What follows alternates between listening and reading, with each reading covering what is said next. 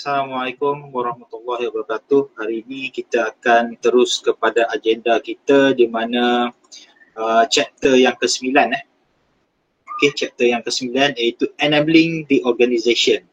So dalam chapter yang ke-9 ni, enabling the organization ni, kita nak melihat sedikit sebanyak bagaimana kita nak melihat bagaimana kepentingan important of decision making for managers, managers to each of the three primary organization level, along with the associated decision characteristic. Kalau masih lagi pelajar saya ingat, daripada slide ke slide yang sebelum-sebelum ini, saya ada maklumkan dan saya ada explain berkaitan dengan 3 layer, iaitu layer lower layer, middle layer dengan top layer. So hari ini kita akan melihat bagaimana ketiga-tiga fungsi itu memainkan peranan antara satu sama lain, dan equipment ataupun perkakasan IT itu sendiri berada di antara ataupun diguna pakai secara keseluruhan. Jadi managers ni sebenarnya, top managers perlulah memikirkan satu kaedah ataupun satu cara, satu cara untuk bagaimana pengoperasian organisasi itu perlu dijalankan secara teliti dan juga memenuhi. Yang penting adalah memenuhi balik kepada asasnya keperluan dan juga kehendak pelanggan itu sendiri. Sebab bila kita bercakap tentang keperluan dan kehendak ini, kita adalah usahawan yang sentiasa mengeluarkan produk, mencipta sesuatu produk, menginovasikan dan sebagainya adalah semata-mata untuk memenuhi keperluan dan kehendak pengguna. Tak ada orang yang kita katakan berniaga, dia tidak mengikut kehendak ataupun norms customer dia. Macam you sekarang pun, you pun nak ada follower you sendiri. Dan bila contoh macam Facebook, Instagram dan sebagainya, you dah ada follower dan sebagainya, 200-300 orang dan sebagainya. So it's about time for you, if you want to something, how to say, to sell a product, to introduce a product and whatsoever. So lebih mudah. Dan promosi itu dipanjang-panjangkan oleh kawan-kawan ataupun sahabat-sahabat Instagram ataupun Facebook yang lain lah. And then classify the different operational, managerial and strategic support system and explain how managers can use them to make decision and gain competitive advantage. So ianya ada kaitan. Ianya ada kaitan dengan setiap level dan juga fasa. Cuba kita tengok sesuatu perniagaan ataupun you sama ada you terlibat di dalam perniagaan itu secara langsung ataupun tidak langsung. Kita boleh lihat sejauh mana sistem yang diguna pakai oleh sesuatu organisasi itu berfungsi dengan baik ataupun tidak. Dan kita boleh melihat walaupun organisasi itu ada kita kata bos, tetapi sistem cukup canggih, malangnya bos ataupun manager tersebut tidak pandai menggunakan 100% kemudahan teknologi untuk membuat analisis, membuat keputusan. Itu kita dapat lihat sebenarnya. Sometimes tertanya-tanya juga kita pada sesuatu jualan ataupun organisasi tersebut di mana takkan company ni dia tak pakai sistem. Mesti kita sedikit sebanyak ada timbul tanda tanya di dalam diri kita, kenapa organisasi itu semua cukup hebat, ada produk yang baik dan sebagainya, tetapi tidak mempunyai sistem yang baik untuk cater ataupun serve dia punya keperluan diri ataupun kehendak pelanggan dia dan juga organisasi dia sendiri. So itu kita kena lihat dan kita kena sentiasa alert. Sebagai seorang usahawan, kita tidak boleh tinggal sistem. Masa zaman sekarang ni as a new norm, as a new normal dan sebagainya, kita tidak boleh tidak ada sistem. Kita perlu ada sistem. seperti mana yang sebelum-sebelum ni yang saya maklumkan berkaitan dengan pengkalan data, warehouse dan sebagainya. Setiap level operational itu berbeza.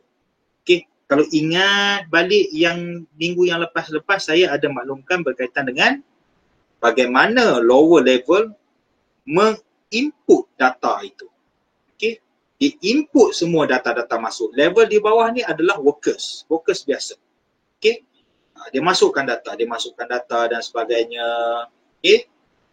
Dan data-data tersebut yang telah masuk di dalam sub-sub komponen data itu, sub-sub komponen tu, dia akan hantar kepada middle management untuk menghasilkan maklumat untuk diterjemahkan kepada dalam bentuk keputusan lah, okay, kepada managers. Okay. Setiap level memainkan peranan yang penting. Okay, kita tidak boleh ambil hantam promo ataupun sambarono. Tak boleh. Okay. Kerana pembahagian kerja itu penting. Okay, pembahagian kerja itu penting. Dan kita esok-esok bila kita jadi usahawan, jangan pentingkan diri sendiri, jangan rasa duit yang kita ada itu cukup, dan kita kena ingat bila pendidikan adalah towards the end, when you already graduated, you need to create a job. Okay, then you will known as a job creator. Okay, bukan senang untuk menjadi job creator sebab di dalam sistem kita di dalam kita punya perniagaan ataupun keusahawanan kita ni, kita tidak boleh lah kita kata how to say, peniaga adik-beradik ni. Boleh sebenarnya, bukannya tak boleh, tetapi rata-rata tidak digalakkan. Kalaupun ada adik-beradik yang okey, ni okey. Kalau yang half-half, faham-faham sendirilah. Kalau yang okey tak okey, yang tu lagi parah. Okay? Sebab dunia sekarang ni adalah dunia duit. Okay? Dunia duit which is comply with the technology. Tidak ada duit, tidak ada teknologi. Ada teknologi, tak ada duit pun tak jadi. Ada duit saja tak pakai teknologi pun tak boleh. Okay? So timbal balik itu perlu ada. Macam saya pakai baju hari ni, stay humble. Macam tu lah. So tak kisah sebenarnya kalau kita seorang manager yang humble, yang sentiasa orang kata mengambil tanggungjawab ataupun mengambil tahu tentang pekerja-pekerjanya. Jadi kalau kita nak pekerja kita stay lama di dalam kita punya organisasi, kita kena ambil tahu. Okey, kita kena ambil tahu. Janganlah kita kata esok staff kita tu meninggal, kita ambil isteri dia jadi bini nombor 2. Tak, bukan macam tu sebenarnya, bukan macam tu. Maksudnya di sini adalah keperluan dia, okey, kehendak dia. Kalau kata bos, tak cukup kaki tangan lah bos, kena tambah seorang lagi. Kita tambah seorang lagi, bukan tambah cawangan So tambah staff satu lagi, maksudnya kita create pekerjaan itu kepada orang lain. Kita buka pekerjaan itu kepada orang lain supaya semuanya mendapat manfaat. Dan kalau kita tengok yang ketiga, describe artificial intelligence and identify its 5 main types. So nanti kita akan pergi, okay, kalau saya ingat nanti. Di dalam sistem perlu ada masukkan elemen artificial intelligence. Bagaimana artificial intelligence ini? So yang ni kita kena melihat kepada bidang masing-masing. Okay? Bidang masing-masing. Dia tidak semestinya perlu ada artificial intelligence. Kalau kita tengok syarikat besar-besar macam Kelang Proton, Kelang definitely kena ada artificial intelligence. Dan kalau kita tengok melalui YouTube, warehouse, industri dalam bidang supply chain management, dia perlu ada artificial intelligence. Kenapa dia perlu ada artificial intelligence? Disebabkan oleh pergerakan barang dalam volume yang banyak itu menyebabkan sampaikan kita kata calculation dari segi orang kata ketepatan ataupun kehendak tu berapa saat ataupun berapa minit robot ni boleh digerakkan ke satu tempat dan daripada point A kepada point B kepada point C dan sebagainya sampailah ke pada dalam truk, okay, lori untuk dihantar ke destinasi masing-masing. Okay, itu kita kena lihat. Kalau kita tengok sebagai contoh macam kita tengok pejabat pos lah di pejabat pos yang sekarang ni, bila musim bukan musim lah, kita kena penularan wabak COVID-19 ni, kalau kita tengok jam, jam gudang dia hampir ratus ribu sebabkan oleh apa? Masyarakat telah pakai pembelian secara online atas talian ni 100%.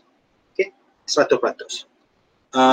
Bukan sekadar membeli barang, kalau kita kata dari segi makcik kiah di kedai pun tak cukup tangan untuk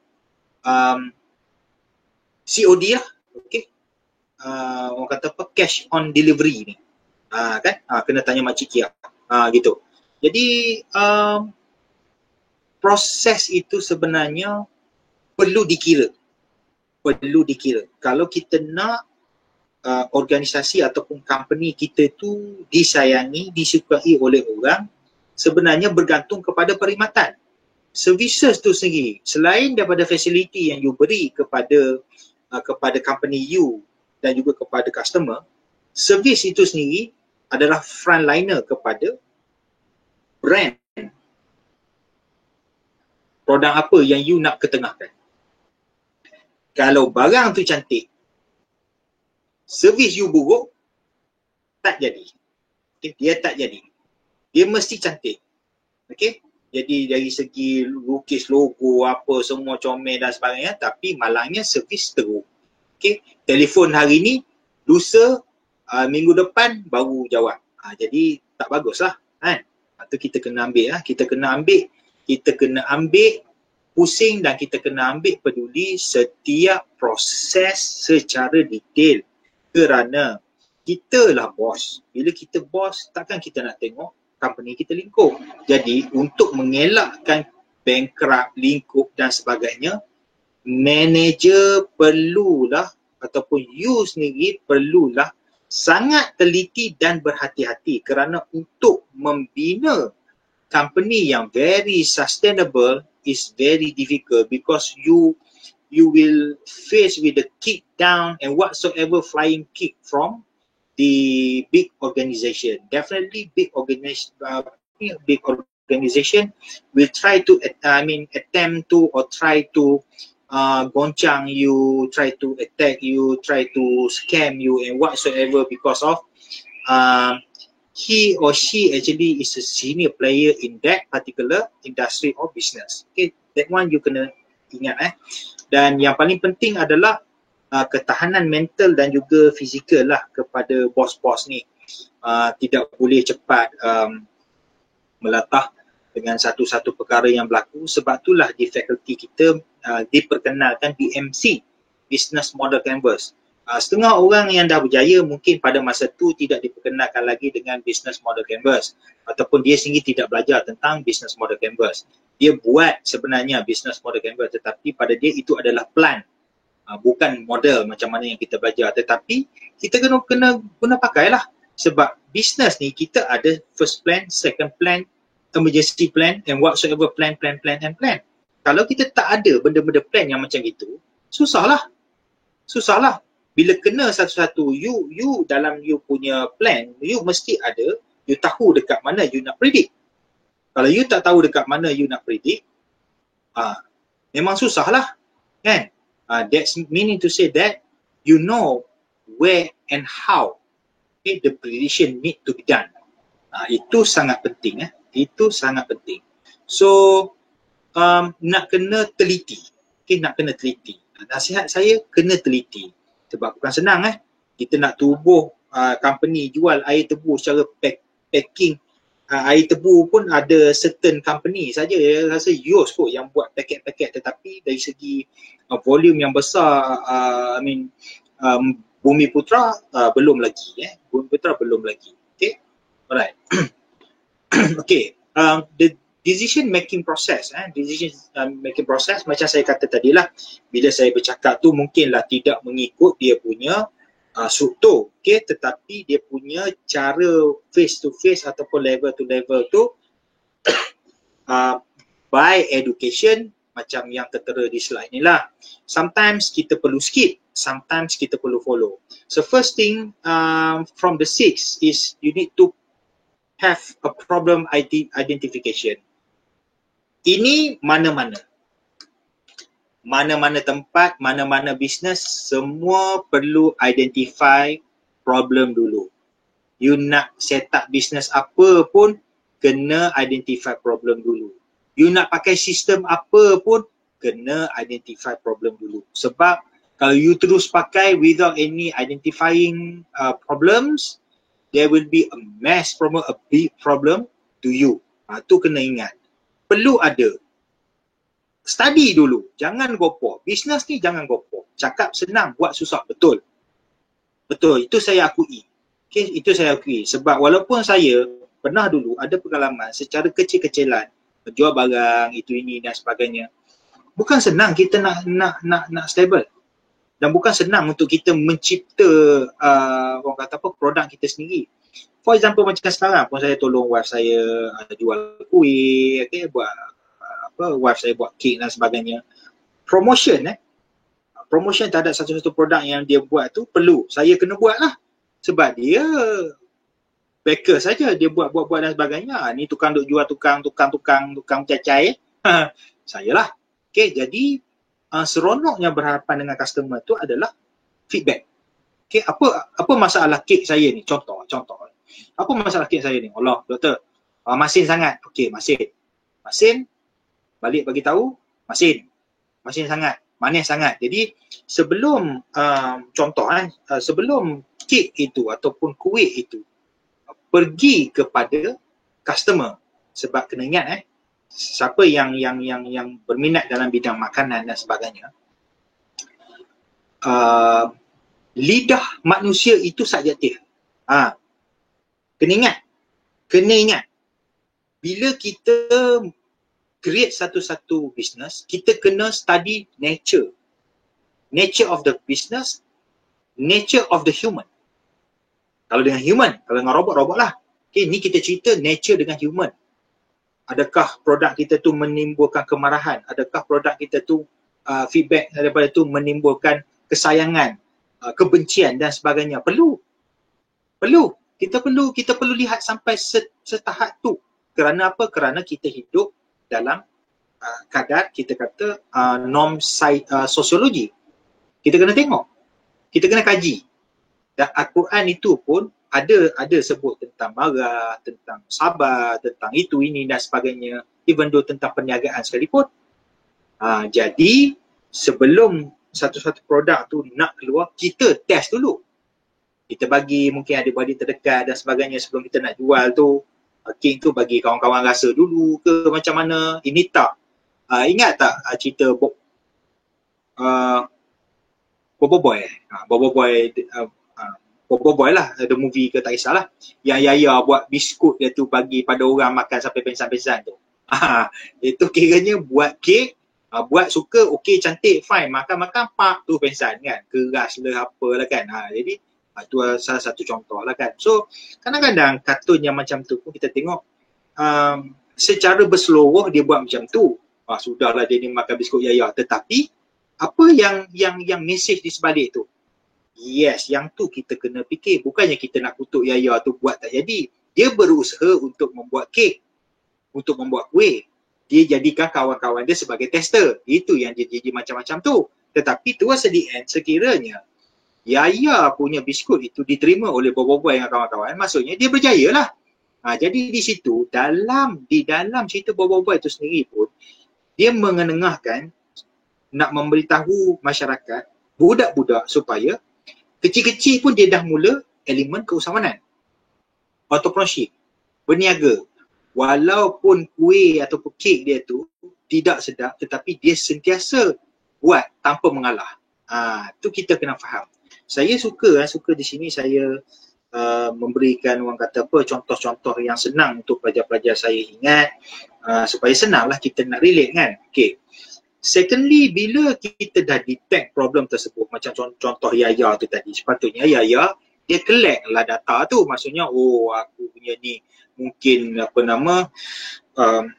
tepung terlebih ke, gula terlebih ke, garam terlebih dan sebagainya. Data ni dia tidak semestinya kita kata nombor, tidak semestinya. Sometimes feedback, interview ke apa semua itu adalah data collection. Okay, adalah data collection. Survey apa semua itu data collection. Jangan ingat data collection ni is number. Okay, saya sebut sekali lagi, jangan ingat data collection ni is number. Data collection ni it can be many form. Okay, many form. Itu kena ingat. Then daripada data collection yang kita dapat, survey, interview, observation, itu ini dan sebagainya, so come with the solution generation. Okay, seorang manager perlulah meneliti dengan teliti data-data yang telah dikumpul dan dihasilkan menjadi maklumat untuk dijadikan sebagai pengetahuan. Pengetahuan inilah sebenarnya yang menjadikan sesuatu produk ataupun sesuatu proses perjalanan company itu menjadi baik. Okay? So maklumat-maklumat yang diterima menerusi data collection ni sangat bermakna. Jangan buang. Okay? Tentukan had masa. Takkanlah hari ni kutip, esok lusa buang, tak boleh. Okay? Sometimes data tu kita nak try to manipulate, bermain dengan data. Kalau kita tingkatkan sale, kita kata produk yang macam ni, apa akan terjadi hasil kepada yang ini, yang B ini, produk yang B ini, kalau kita buat inovasi jadi yang macam ini, apa feedback, apa dia punya konsekuensi daripada data-data tu. Data daripada data tu kita boleh memanipulasikan dia, memanipulasikan dia. Itu penting. Dan selepas kita ada satu solusi yang macam saya kata di permulaan tadilah, solution test. Okay. Perlu ada test. Kalau macam saya kata tadi, wah saya buat kek, jual, buat kuih kek dan sebagainya jual. Kalau saya tak test dulu, you all pergi dekat mulut you all, lidah you all, tak sedap doktor. Kenapa? Doktor tak rasa ke? Sudah. Saya ni tukang jual, saya tak pernah rasa. Jadi masalah lah. Cuba doktor rasa. Barulah kita rasa, alamak, wah, apa benda ni bini aku buat ni? Contohnya macam tu. Apa benda ni yang si Rafiuddin jual ni? Kan? Patutnya benda ni boleh bengkok tapi tak boleh bengkok. Tengok dalam iklan, wah bukan main lagi. Kan? Mekna duduk menari buat iklan produk Rafiuddin ni, tapi itulah ceritanya. Kan? Sebab apa? Produk buat cantik tapi tak test. Masalah lah. Itu yang bila kata kicap tak macam kicap tu, buat hitam macam kicap, rupanya tuang-tuang tumbuk arang. Pun boleh juga jadi macam tu. Pakai je lah botol kicap yang mana ada. Bubuh air arang dekat dalam tu. Kicap jual. Tiba-tiba jadi arang. Kopi pak belalang. Jadi gitu kan. Tumbuk arang. Kan? So itulah dia. Nak kena test. Tapi tak apalah pak belalang yang test dulu. Tapi terkena juga pada kawan-kawan pak belalang yang 2 orang tu. Kan? Memang kelakar lah. Sebab benda tak ada test, tiba-tiba nak jual. Dia kena test dulu. Dia kena test dulu. Kalau kita tengok kereta yang diorang buat, kalau kita tengok kerusi yang kita duduk, kalau kita tengok laptop yang kita guna pakai, kalau kita tengok baju yang kita pakai hari-hari, semuanya melalui solution test. Perlu ada. Okay? Perlu ada. Dalam pada masa solution test tu juga ada satu yang dinamakan sebagai solution selection. Solution selection ni adalah daripada banyak-banyak test yang dibuat tu, dia akan select yang mana yang terbaik. Okey, contoh macam jenis-jenis kain, okey, jenis-jenis margarine sebagai contoh. Kalau buat kuih tart tak perlu pakai margarine sebab kualitinya teruk. Jadi pakailah orang kata selain daripada margarine lah. Saya pun tak boleh nak ingat apa benda nama tu. Beli tahu tapi bila balik hilang kan. Jadi banyak benda, kayu-kayuan, okay? Nak buat kayu kursi jangan pakai kayu yang macam ni, mungkin pakai kayu cengat, kayu jati dan sebagainya. So replacement daripada kayu sekarang ni yang agak berkualiti adalah kayu kayu getah. Okay, kayu getah sangat cantik dan juga very kreatif lah, kreatif. Saya suka kayu getah sebenarnya. So selection test ni, solution kepada selection, dia perlu sebenarnya. Sebab itulah kita, bila kita buat business model canvas tu, kita kena ada plan pertama, kedua, ketiga dan sebagainya. Bila mana kita dah buat solution selection tu, barulah kita boleh implementkan dia. Okay, kita buat dalam volume yang banyak, dalam beberapa volume dan kita share. Okay, kita share, kita jual. Ataupun kita nak, boleh sebenarnya kalau kita kata kita nak retest balik, boleh. Sebenarnya tidak menjadi isu. Okay, tidak menjadi isu. Okay, kita boleh, kalau kata betul-betul nak, sebab kita kata kita nak menguji betul-betul ketahanan satu-satu produk, boleh sebenarnya, tak ada masalah. Terpulang kepada budi bicara kita lah. Okay, budi bicara kita sebagai bos. Okay, kita dapat dapatan data daripada middle management dengan menggunakan data-data ataupun apps yang mana yang membantu kita untuk buat keputusan, dan kita buatlah keputusan bersama. Okay, kalau you boss, you hold the company, you punya decision lah. Kalau you ada board you dan sebagainya, so you kena dapatkan orang kata apa, agreement daripada board lah. Okay, agreement daripada board. Alright. Okay, apa lagi? Okay, ni adalah decision making process. Ni you boleh baca sendiri. Okay, decision making essential ni perlu. Okay, yang saya kata tadi, operational, managerial dengan strategik. Okay, yang membuat polisi, yang menentukan polisi, mengesahkan polisi dan sebagainya adalah strategik. Okay, bagaimana you sebagai bos, you sebagai CIO, CKO, COO, CEO, apa semua CCC sampai ke UFO tu, okay, you yang tentukan strategic planning yang macam mana. Di bahagian managerial, dia hanya compile semua data-data tu supaya dia menjadi satu maklumat kepada top management untuk menjalankan plan, proper planning. Okay, operational macam saya kata tadi, Clark punya cerita lah. Dia masukkan data, dia kutip data, itu, ini, apa semua. Survey, apa semua, dia cari. Dia bagi kepada manager, manager akan buat analisis. Okay, semua manager-manager cawangan akan buat analisis dan sebagainya. Dia akan berbincang di situ dulu. Dan akan ada nanti ketua-ketua ataupun representatif cawangan ni, dia akan duduk di strategik punya main mesyuarat pengurusan, macam tu lah lebih kurang. So berbeza sebenarnya, berbeza problem solving di peringkat manager bring to the strategic management, whether they can accept or not problem solving that been proposed by the managerial. Okay, so managerial sebenarnya yang berada di situ dah tentulah degree ke atas. So when you sit for the post of managerial, you managing something, so you need to use your IQ or you punya aras pemikiran tinggi kebat you tu to become a person who have a very good wisdom lah. Okay, pengetahuan. Okay, everything that you decide and you propose must be the pro and cons. You dah analyze consequences. Any action taken will be taken and whatsoever. You kena faham lah yang tu.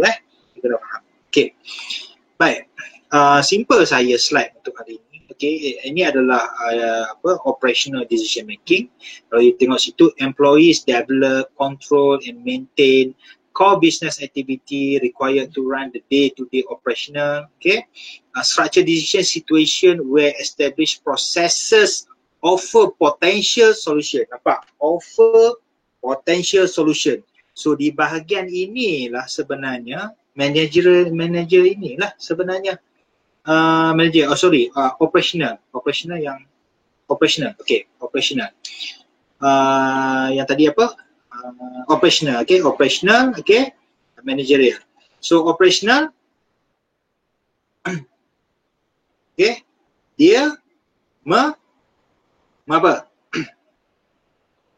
Daripada data yang dia dapat, dia cuba ketengahkan kepada managerial. Okay, supaya managerial boleh menambah baik lah. Okay, menambah baik sebab dia yang buat analisis data dan sebagainya submit kepada managerial. Dia ada saling berkait antara satu sama lain. Okay, macam-macam mana pun yang buat keputusan hakiki adalah top management, managerial dengan operational ni dia complement each other. Okay, alright. Okay, so support enhancing decision making with MIS, Management Information System. Model sebagai contoh, a simplified presentation or abstraction reality. So model ni sebenarnya membantu kita sebagai bosses ni untuk membuat analisis, membuat analisis keputusan, counted dari segi risk, cost and effect dan sebagainya. Ada certain yang uncertainty yang memang in the blur kita tak dapat tengok dan daripada situ kita boleh tackle dan sebagainya. Macam kita kata grey area ada yang orang kata golongan yang tidak berkemampuan. Kalau dalam satu-satu produk tu kita fokuskan pada golongan yang tidak berkemampuan, jadi ada grey area kita kata yang memang kita terlepas pandang mungkin macam tu. So model ni juga perlu mungkin kita kata dari segi kalau dalam engineering memang kita kata kita lebih nampak disebabkan oleh dia membina struktur dan sebagainya. Kalau dalam bidang keusahawanan pula macam mana? Cuba fikir, kalau dari segi keusahawanan pula macam mana? Kalau tanya saya dari segi keusahawanan, yang pertama adalah masa pembuatan ataupun masa penghasilan. Kalau produk you tu ramai yang berminat, jadi you perlu masa penghasilan yang cepat untuk keluarkan satu volume ataupun dalam satu kuantiti yang banyak tanpa jeopardize your product quality. Okay, tanpa menjejaskan kualiti produk tersebut. Itu kena ingat. Jangan bila kita kata akok kita dah makin mendapat sambutan dan sebagainya, tiba-tiba bila isu dalam volume yang banyak dah tak sedap.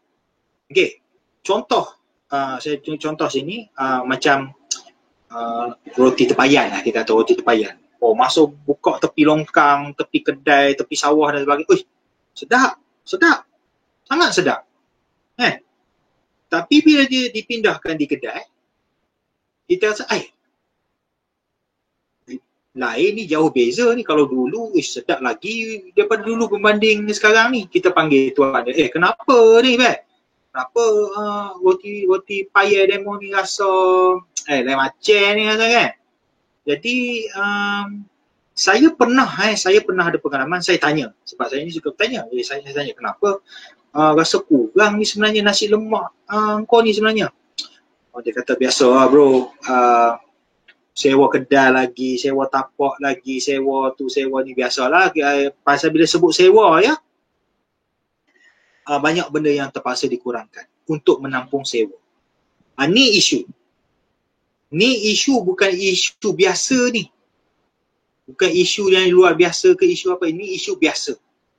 Yang acap kali dan kerap kali kalau you tanya orang tu, dia akan jadikan sewa itu sebagai punca.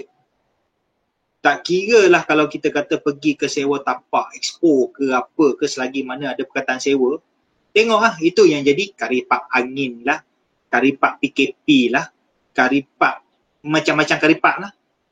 Ada kulit, inti tak ada. Tu kena tengok tu. Dah lah mahal telajak. Mahal telajak.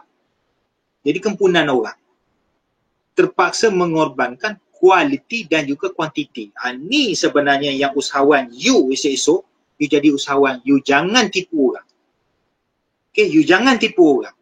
Kalau produk you bagus, you jual setara mana pun. Kalau kita kata karipak ni 5 RM3 contoh. Besar-besar penumbuk ni. 5 RM3.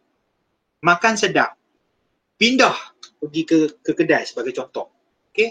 Kedai karipak Makcik Kia. Jual harga yang sama. RM5, RM3, 5 biji.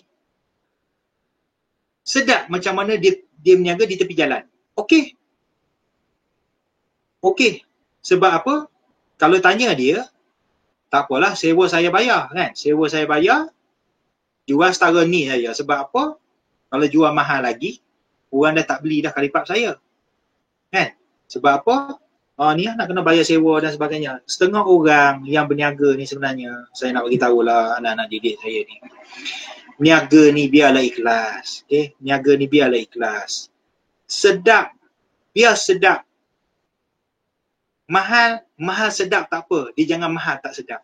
Saya pun kadang-kadang saya ada juga ingatkan isteri saya. Kadang-kadang kek tu kita kata dia buat sekilo lebih. Sekilo lebih memang akan lebih. Setengah orang buat hampir sekilo. Setengah orang buat sekilo cukup. Setengah orang buat lebih sekilo. Lebih ke, kurang ke, kalau kurang sekilo ke, lebih sekilo ke dia kira sekilo lah. Setengah orang tu dia pukul rata kira sekilo. Melainkan 1.5 kilo. Tu kira lain lah. Yang kira kita kira yang sekilo ni. Saya kata tak perlulah kita nak lebihkan yang lebih. Kita anggap yang lebih itu kita sedekah. Sebenarnya amalan bersedekah di dalam perniagaan ni penting. Saya tengok di Kelantan, saya banyak belajar di Kelantan erti hidup. Okey, erti hidup. Bagaimana orang Kelantan ni sebenarnya dia orang berniaga je hari-hari. Cuba tengok dia orang berniaga je hari-hari. Tanpa merungut. Ada perungutan itu melainkan dia tidak boleh berniaga. Macam PKP baru ni, dia susah, ada setengah ekonomi ataupun bisnes tak boleh. Macam di pasar dan sebagainya. Asal ada sumber dan sebagainya, dia cari sumber tu dan dia niagakan. Okay, dan dia niagakan. Berniaga dalam keadaan bersedekah. Berniaga dalam keadaan bersedekah, rupa-rupanya saya tengok di situ banyak manfaat. Pahala dapat, kita pun sentiasa pergi beli barang pada dia tak putus-putus. Macam-macam. Mungkin you all sebagai pelajar, mungkin you all pada saya tidaklah selalu macam kata kita beli makan, tak ada pun, mungkin ada yang bagi makan lebih, nasi lebih, mungkin ada ayam lebih ataupun sayur lebih dan sebagainya. Tetapi bila you dah meningkat dewasa, berkeluarga macam saya ni, bila kita deal dengan sesuatu organisasi, deal dengan sesuatu orang, perniagaan dan sebagainya, kita dapat lihat sebenarnya kita dapat lihat. Sometimes bila mak kita suruh pergi beli barang, kita pergi beli barang tanpa kita mengendahkan apa yang berlaku. Tetapi bila kita memegang duit, kita sebagai ketua keluarga ataupun ibu dalam keluarga itu, kita memegang duit, every dollar and cent yang kita nak spend, we already count. Kita count. Walaupun margin itu lebih dalam 10%, 20%. Kerana dia memberikan impak ataupun signifikasi kepada keuangan harian. Okay, penting. So, kena faham. Okay, kena faham dan kena peka. Saya minta pelajar-pelajar saya sentiasa peka. Kena sentiasa peka. Sebab usahawan ini adalah bukannya orang yang kena sawan. Usahawan ini adalah orang yang sangat peka. Saya ulang manusia yang sangat peka dengan keadaan ataupun kejadian di sekeliling dia. Kerana apa? Kerana dia menjual produk dan dia nak supaya produk dia sentiasa diterima oleh orang dan dia sentiasa sedia membuka ruang dada dia untuk menerima apa? Komen. Maklum balas. Perlu ada. Kalau tak ada maklum balas, habislah. Kita berniaga setara tu lah. Okay? Baik. Kena ingat betul-betul lah. Baik. Apa lagi kalau kita boleh tengok daripada slide ni. Okay. Alright. MIS di dalam sistem, abaikan jeritan anak saya tu. Memang jenis Tarzan di rumah macam tu lah. Operational support system. Kita kena tengok transaction processing system. Apa yang dikatakan oleh transaction processing system. Apa yang dikatakan online transaction processing. Dan juga source document. So, you kena cari you kena try to buat you punya research you sendiri sebenarnya berkaitan dengan sistem-sistem yang disebutkan di dalam ni lah. So basic business system that serve the operational level and assist to making structured decision. Okay, TPS, Transaction Processing System. Okay, di peringkat operational level. Okay, online transaction processing adalah capturing transaction and even information using technology to process, store and update. Yang ni adalah yang kita katakan sebagai survey itu tadi. Google Form, IG, Facebook, semua OLTP. Okay, alright. Source document ni original transaction record lah, macam receipt, macam buku kira-kira itu ini dan sebagainya. Okay, faham Saya bagi singkat-singkat je lah. You carilah, sama takkan saya semua nak cerita itu ini dan sebagainya. Sebab you walaupun you sebagai pelajar, you kena still explore sebenarnya. You kena still explore. You kena ada experience. Okay, you kena ada experience. Esok bila you pergi ke buat LI dan sebagainya, then you need to learn a lot. Okay, ini adalah yang kita katakan OSS lah. Kalau kita tengok input, source daripada dokumen, okay, pergi kepada proses, input, proses, output. Makan, perut kita proses, kita buang. Okay, itu adalah normal system. Kalau makan, simpan, tak buang, itu adalah sistem tidak normal.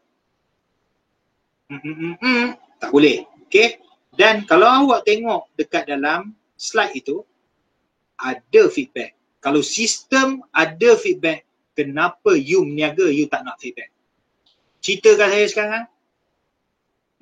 Kalau yang you jenis cepat, jenis hati orang kata apa, hati kecut ni, hati lembut ni, kena marah sikit, heart hurted, kena marah sikit, heart hurted dan sebagainya, tak payah meniaga. Kan orang yang meniaga ni bab kata dalam cerita orang kata apa yang Doremi punya tu, otak kena 3 suku tahan maki. Itu bukan lawak saja-saja. Bukan lawak saja-saja. Kalau nak niaga ke, nak kerja ke, nak apa, otak 3 suku tahan maki.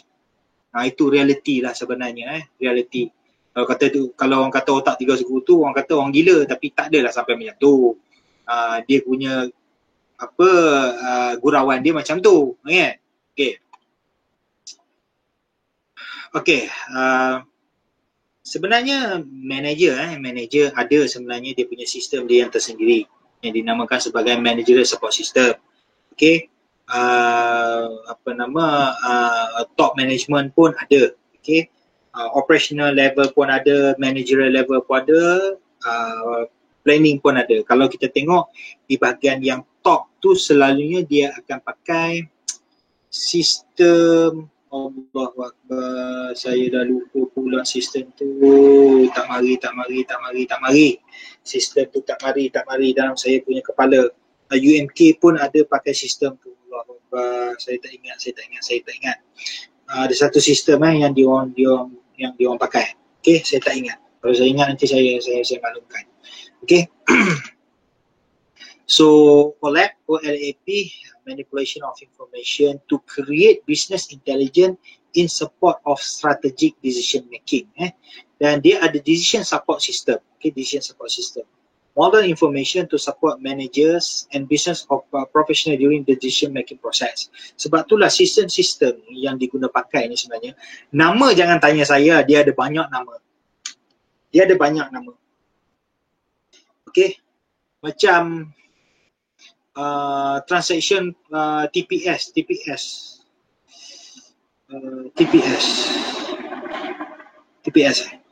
Tak ingat. Macam dekat online sales, point of sale, POS, okay. Puasa lambat sikit. POS, point of sale system. Point of sale system kalau kita tengok di Giant, di Tesco, di Maidin dan sebagainya, dipakai POS, okay, yang mana melibatkan transaksi beli macam shopping complex dan sebagainya, dia pakai POS. Itu nama dia POS, point of sale system. Okay, so MMSS dia ada banyak nama. Saya tak boleh nak sebut satu-satu. So you boleh search nanti DSS pun sama, dia ada banyak nama. So you boleh pilih bergantung kepada kesesuaian kesesuaian. Okay. So for quantitative model used by DSS ni, decision support system, what if analysis, sensitivity analysis, goal seeking analysis dengan optimization analysis. So dalam sistem ni sebenarnya saya sendiri pun sebenarnya saya tak explore. Even though saya adalah previously bekas programmer, saya sendiri pun tak explore. Sistem banyak, saya pun dah tinggal pun dah lama. Jadi contoh-contoh tu banyak. So you kena refer lah you kena refer contoh-contoh yang berkaitan lah Okay. So sebab di dalam dia punya sistem tu ada dia ada dia punya level-level dia level-level dia yang perlu diisi dan sebagainya. Towards the end bila you generate sahaja dia akan paparkan segala jenis analisis yang diperlukan oleh company you daripada masa ke semasa So sama juga majlis support system, input, proses, output dan sebagainya Okay. Manager support system secara terperincinya dia tunjuk macam ni lah. Transaction processing system, antara satu order entry kita masukkan dihantar kepada OPS. Inventory dia akan hantar kepada inventory. Okay. Shipping dia akan hantar kepada distribution system. Okay. Ini adalah dia punya transaction processing. Okay. Processing. Dia buat proses sahaja Dia buat proses sahaja. Bila comes into decision support system tu dia akan towards kepada main center yang akan top management tarik file tu untuk dia buat melihat keseluruhan analisis itu untuk dibuat keputusan itu adalah okay, dia punya hubungan ataupun link antara TPS dengan DSS tu. Okay, sistem ni dia walaupun sistem ni dibina secara satu-satu tetapi towards the end dia punya compatibility dia dengan requirement dia is to integrate kena ingat. Puasa bercakap letih Okay, ambil nafas. Okay, right. Okay, kita tengok strategic support system, granularity, processing, processes. Okay, pening pula. Okay, bercakap perbezaan level dan juga stage kita tengok information level throughout an organization. Okay, dia punya strategic support system dia macam mana, dia berbeza antara satu sama lain So dia ada pergi dan balik. Okay, pergi dan balik. Right. Apa lagi? Ini strategic support system. Okay, you akan tengoklah daripada informasi yang berada di dalam tu. Okay, dia ada tunjuklah model-model dia yang macam mana. Okay, kita kena tengok dan kita kena lihat. Okay, kita apa yang perlu adalah sebagai usahawan yang IT ni, okay, yang menjalankan atau teknopreneur lah kita panggil usahawan teknopreneur ni kena tahu tak banyak pun sedikit, okay, sedikit sebanyak tentang proses di belakang sistem itu. Okay, proses di belakang sistem itu tidak secara spesifik tetapi secara maklumatnya ataupun secara umumnya you tahu ini integrate dengan apa, you kena tahu pro and cons dan sebagainya Okay, ni bercakap okay, yang the rest saya minta you all glance through lah okay, macam ni kita tengok using artificial intelligence to make business decision, macam-macam okay, macam-macam. Kalau kita tengok artificial intelligence, Facebook pun ada artificial intelligence, IG pun ada artificial intelligence, okay. Dan intelligence system ni sebenarnya diguna pakai oleh semua. Yang terbaru kalau kita tengok apa yang Amazon.com buat, semua pembelian dihantar menggunakan drone, okay, menggunakan drone. Dan di China sendiri dia orang menggunakan robot untuk menghantar makanan kepada pesakit-pesakit COVID. Okay. Begitu cepat sebenarnya bila berlaku bencana ini, artificial intelligence dan juga intelligence system ni diguna pakai untuk memudahkan sebenarnya community dan juga orang kata sesuatu komuniti ataupun masyarakat itu yang terkena impak ataupun sesuatu perkara itu mendapat manfaat daripadanya. Okey, jadi di dalam bidang pertanian sebagai contoh, kalau kita lihat pun banyak sebenarnya inovasi artificial intelligence dan juga intelligence system yang digunakan pakai. Ada yang menggunakan drone, ada yang menggunakan mencipta robot dan sebagainya, ada yang menginovasikan macam motor, macam kabota, macam-macam yang saya tak boleh nak sebutkan di sini. Kalau kita tengok YouTube tu macam-macam inovasi. You tengok produk inovasi yang dibuat oleh orang-orang India, orang-orang India. Banyak benda sebenarnya yang dia orang tengok. So cuba tengok. Okay, cuba tengok. Kalau you di dalam bidang pertanian, cuba tengok apa inovasi dalam bidang pertanian. Selain pada dulu menggunakan kapal terbang, sekarang dah menggunakan drone. Apa lagi? Apa lagi? So dalam kita punya diri, kita kena ada satu perkataan. Dua perkataan yang digabungkan menjadi satu adalah what next. Okay? What next? What next? What next? What next? Perlu ada. Kalau tidak ada what next, tidak ada business. Okay? So now, what next? Jadi, memberi impak kepada otak kita untuk berfikir what next. Okay? Baik. So, saya rasa setakat itu saja untuk hari ini.